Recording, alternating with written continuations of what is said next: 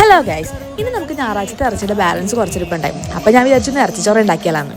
Normally ഒരു കുക്കറിലാക്കിയിട്ട് നമുക്കൊന്ന് വേവിച്ചെടുക്കാം. വേറൊരു പാനിലേക്ക് ആവശ്യത്തിന് വെളിച്ചെണ്ണ, ഇഞ്ചി, പച്ചമുളക് പേസ്റ്റ്, സവാള എന്നിവയിട്ട് നന്നായിട്ട് വഴറ്റുക. ഇതിലേക്ക് 1 ടീസ്പൂൺ മഞ്ഞപ്പൊടി, മല്ലിപ്പൊടി, കുരുമുളക് പൊടി, ഗരം മസാല, മുളക് പൊടി എല്ലായിട്ട് നന്നായിട്ട് മിക്സ് ചെയ്യുക. ഇതിന്റെ പച്ചമണം മാറി വരുമ്പോഴത്തേക്കും തക്കാളിയിലേക്ക് ഇട്ട് കൊടുക്കാട്ടോ.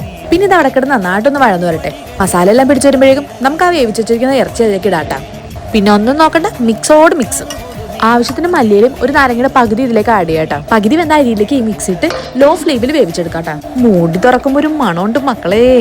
അപ്പൊ നമ്മുടെ ഇറച്ചിച്ചോറ് റെഡി. നല്ല ഫ്ലേവർഫുൾ ആയിട്ടുള്ള റൈസ് ആയതുകൊണ്ട് കഴിക്കാൻ നല്ല ടേസ്റ്റാണ്. ചിലർക്ക് അരി വിട്ടിരിക്കുന്നതായിരിക്കും ഇഷ്ടം, പക്ഷേ ഇറച്ചിച്ചോറ് എന്ന് പറയുമ്പോഴത്തേക്കും കുറച്ച് കുഴഞ്ഞ രീതി കഴിക്കാനാണ് കേട്ടോ അതിന്റെ ടേസ്റ്റ്. ആ ഇറച്ചിയുടെ നെയ്യും മസാലയെല്ലാം ചോറിട്ട് നന്നായിട്ട് പിടിക്കുന്നുണ്ട്. ഒരു രക്ഷയില്ലാത്ത ടേസ്റ്റാണ് കേട്ടോ. പലയിടത്തും പല രീതിയിലാണ് ഇത് ഉണ്ടാക്കുന്നത്. നമ്മൾ നേരത്തെ വേവിച്ച് വെച്ച ഇറച്ചിയാണ് ഇതിൽ യൂസ് ചെയ്യുന്നത്. കൂടുതലും ഇറച്ചി ഡയറക്റ്റ് ഇട്ടാണ്ട് ഉണ്ടാക്കാറുള്ളത്.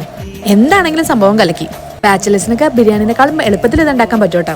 അപ്പൊ എല്ലാവരും എന്താണെങ്കിലും ഇത് ഉണ്ടാക്കി നോക്കാം. അപ്പൊ ഓക്കെ.